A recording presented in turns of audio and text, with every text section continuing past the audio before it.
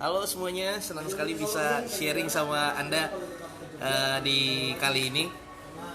Tadi saya baru dari nikahan saudara, habis itu kita cari tempat, akhirnya kita di coffee shop di Kemang gitu. Nah, hari ini saya mau sharing tentang apa yang terjadi seminggu lalu di Asian Games, bahwa yang paling heboh adalah meme tentang Bambang Hartono itu dapat medali perunggu. Anda tahu nggak Bambang Hartono itu siapa? Saya kasih tahu ya, Bambang Hartono adalah pemilik dari BCA, ya kan? Bambang Hartono juga adalah dia pemilik dari Jarum Group. Ini Blibli, Kaskus, ya. Jadi Bambang Hartono ini adalah bukan 10 orang terkaya di Indonesia loh. Ini mungkin 5 besar atau sekitar 3 besar orang terkaya di Indonesia. Jadi orang yang sangat luar biasa banget, tapi dia termasuk salah satu atlet di Asian Games. Nah, yang lebih dahsyatnya lagi, dia dapat perunggu. Dia atlet di cabang olahraga bridge. Ya, jadi orang yang sangat luar biasa banget. Orang ini udah kaya banget. Nah, sekarang gini, logika saya sederhananya begini sama Bapak Ibu begini. Kalau Anda jadi pemilik Bank Sentral Asia, di mana salah satu bank swasta terbesar di Indonesia, mungkin yang terbesar ya, bank swasta paling besar di Indonesia, ya dengan total transaksi triliunan, kira-kira Anda masih mau nggak jadi atlet? Ayo, ya kan? Anda masih mau nggak? Ya, Anda udah punya banyak uang melimpah, Anda termasuk 5 orang terkaya di Indonesia. Mungkin orang nomor pertama atau kedua, dua satu kan adik kakak ya. Nah, pertanyaan saya adalah, Anda masih mau nggak jadi atlet? Ayo, masih nggak? Ya, jangankan punya bank BCA, bener kan ya? Punya usaha profit bersih 100 juta aja udah mulai males ya kan? Udah mulai kemana-mana males, mulai bingung gitu ya, mulai capek. Ini bener-bener udah punya bank BCA, punya Jarum Group, orang terkaya di Indonesia. Ternyata dia masih mau jadi atlet. Itu saya belajar, saya baru ingat salah satu mindset orang berhasil adalah begini, mindset orang sukses itu begini. Kalau bisa dan kenapa pilih atau? Nangkep Pak? Kalau bisa dan kenapa pilih atau? Misalnya begini, ada orang ngomong kayak begini. Lebih baik miskin daripada kaya. Ya kan? Lebih baik bahagia daripada kaya tapi nggak bahagia. Lebih baik miskin tapi bahagia daripada kaya tapi nggak bahagia. Ada kan yang kayak gitu? Ada lagi yang ngomong misalnya kayak lebih baik makan nasi tempe tapi keluarga harmonis, ya kan, daripada makan di tempat yang mewah tapi keluarga berantakan, ya kan. Padahal sebenarnya ya, tapi orang kaya itu, orang yang berhasil itu nggak pernah milih seperti itu.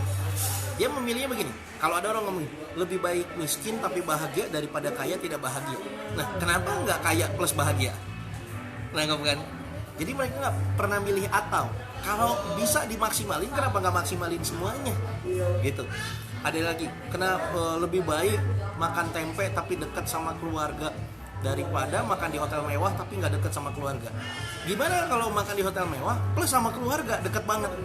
Ya kan? Nah, jadi banyak orang biasanya yang belum berhasil itu adalah orang-orang yang biasanya milihnya atau ini apa ini atau itu, ya, lebih baik begini deh daripada begitu. No, tapi kalau orang kaya, ya contoh misalnya tadi Bambang Hartono, dia udah punya BCA, tapi dia tetap jadi atlet di bridge. Di mindsetnya mereka adalah begini, ya kalau bisa tetap bisnis dan bisa jadi atlet, kenapa nggak dua-duanya dijalanin? Nangkep kan? Nah itu dia. Nah banyak di antara kita kayak gitu ya. Ini kita ngomongin resign sedikit ya. Banyak orang begini, waduh saya udah punya usaha sampingan, saya kerja juga capek kayaknya, nggak bisa fokus, ya kan. Jadi harus pilih salah satu. Kalau bisa jalanin dua-duanya, kenapa harus pilih salah satu? Nangkep kan? Ya kan? Kalau Anda bisa punya penghasilan tambahan lagi, kenapa harus cuma bergantung sama satu penghasilan? Gitu. Kalau emang bisa kita bisa lebih punya income bisa 10 juta, kenapa harus berhenti di 5 juta? Ya kan? Kalau kita memang bisa ngejalanin bisnis lebih maksimal lagi, kenapa nggak kita maksimalin lagi? Jadi kita pilihnya dan gitu. Saya punya prinsip begini. sebenarnya semua hal, semua aspek dalam hidup ini kita bisa maksimal. Dalam keluarga bisa maksimal, dalam spiritual kita bisa maksimal, dalam bisnis juga kita bisa maksimal, dalam pekerjaan bisa maksimal. Kalau misalnya Anda mau bisnis kecil-kecilan pun bisa maksimal. Semuanya bisa maksimal, asal Anda benar-benar niat dan mau. Karena bayangin aja yang punya BC aja, dia Bambang Hartono aja, dia bisa kok maksimalin semuanya gitu. Apalagi kita ya kan, yang nganggurnya lebih banyak. Saya yakin dia juga sibuk kok gitu, bisnisnya banyak ya, tapi dia bisa luangin waktu untuk jadi atlet. Nah sekarang yang harus kita ubah mindset adalah bagaimana caranya supaya Anda nggak punya mindset pilih ini atau pilih ini, tapi bagaimana dua-duanya Anda ambil dan Anda maksimalkan. Oke? Ada karyawan, bagus. Ada karyawan sukses, bagus. Maksimalin supaya Anda jadi karyawan terbaik, yes. Tapi bangun juga penghasilan tambahan. Ya, maksimalin juga sisa-sisa waktu Anda untuk bisa bisnis Anda lebih melesat lagi. Oke? Nanggap ya. Anda boleh udah punya bisnis bagus, punya satu bisnis bagus. Oke, sekarang maksimalin lagi. Gimana misalnya punya bisnis yang kedua, gitu. Atau punya channel distribusi yang baru. Gitu. Anda bisa maksimalin. Atau pelajarin lagi sistem yang baru. Anda mungkin sekarang udah jago di FB, coba pelajarin gimana nyari duit di IG. Anggap ya. Anda mungkin sekarang udah jago di IG, coba nyari bagaimana dapat duit juga di FB. Anda mungkin sekarang udah jago di marketplace, ya kan? Nah, Anda juga bisa cari lagi bagaimana caranya di FB dan IG juga bisa maksimal. Terus buka peluang, terus buka channel, terus buka jalur distribusi yang baru. Untuk apa? Supaya Anda bisa lebih maksimal lagi. Ya, semua orang punya waktu yang sama 24 jam ya untuk maksimalin waktu dia.